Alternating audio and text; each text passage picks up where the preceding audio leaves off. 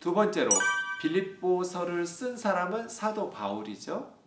네, 바울에 대해서는 우리가 많이 알고 있으니까 넘어가겠습니다. 세 번째로 이 빌립보서를 받은 빌립보 교회에 대해서 살펴보셔야 됩니다. 말씀드린 것처럼 빌립보 교회에 대해서 알려면 사도행전 16장 12절부터 읽으셔야 돼요. 그때 처음으로 바울의 선교팀이 빌립보 교회를 개척하기 시작하거든요. 아까 말씀드렸듯이 빌립보는 로마의 특별 식민지였다. 굉장히 로마적인 도시였다라고 말씀드렸습니다. 이때 49년쯤이었고 바울이 2차 선교 여행 중이었는데 소아시아 지역에서 계속해서 선교의 문을 두드리는데 막히고 있었습니다. 그때 바울이 환상 중에 마케도니아 사람이 건너와서 우리를 도우라는 말을 하게 됩니다. 그것을 하나님의 인도하심으로 깨닫고 바울의 선교팀이 유럽으로 넘어가게 되죠. 그래서 네아폴리라는 지금 카발라인 네아폴리라는 도시에 도착했고요.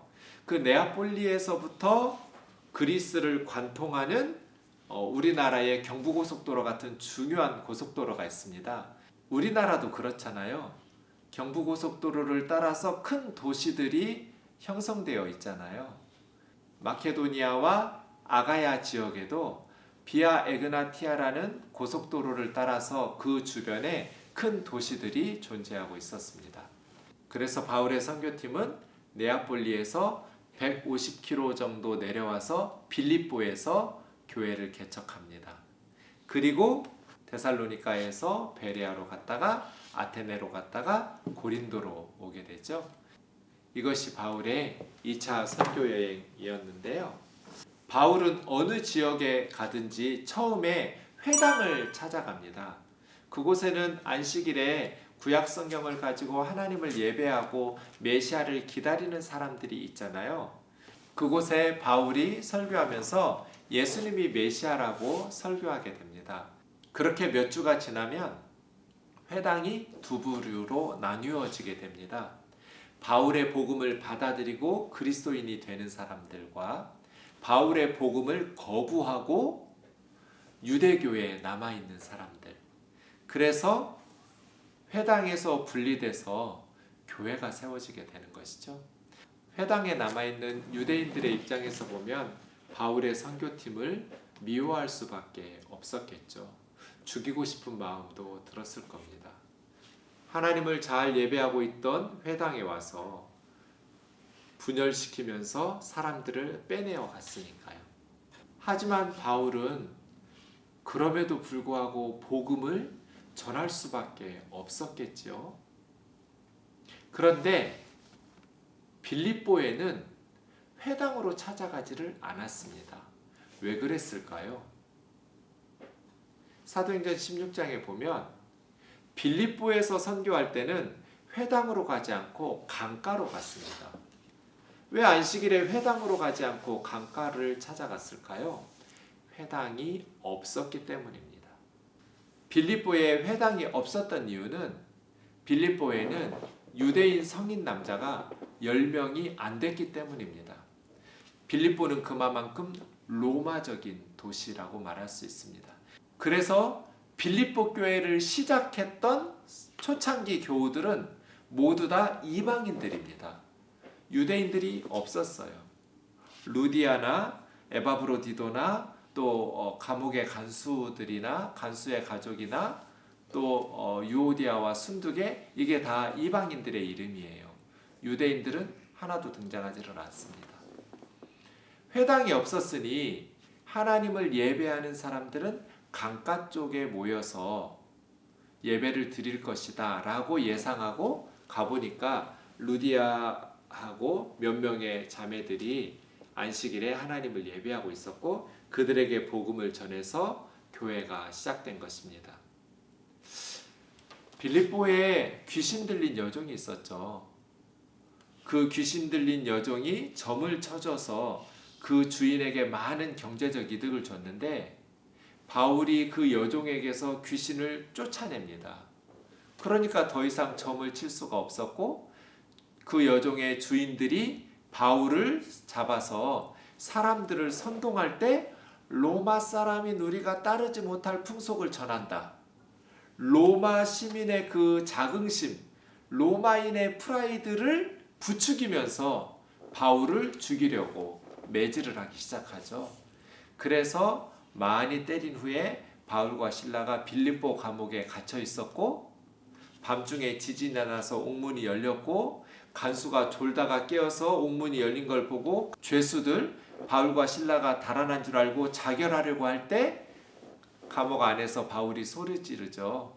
우리 도망가지 않았으니까 자살하지 말라고. 등불을 들고 갈 때 그대로 다 풀려서 달아날 수 있었는데 감옥에 그대로 있었던 거잖아요. 그때 유명한 말을 간수가 하죠. 형제들아, 우리가 어떻게 해야 구원을 받을 수 있느냐.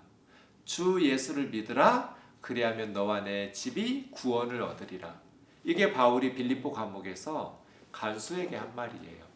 그 밤에 간수의 집에 가서 복음을 전하고 그 가족들이 예수님을 믿고, 그 다음 날 이제 바울이 로마 시민권자였다라는 것을 말하고, 그것을 안 빌립보의 관리들이 로마 시민권자인 바울을 제대로 재판도 하지 않고 많이 매질하고 가두고 죽이려고 했다라는 것들이 드러나면서 두려워해서 조용히 좀 빌립보를 떠나달라고 부탁을 해서 바울이 빌립보를 떠나 데살로니가로 오게 되죠.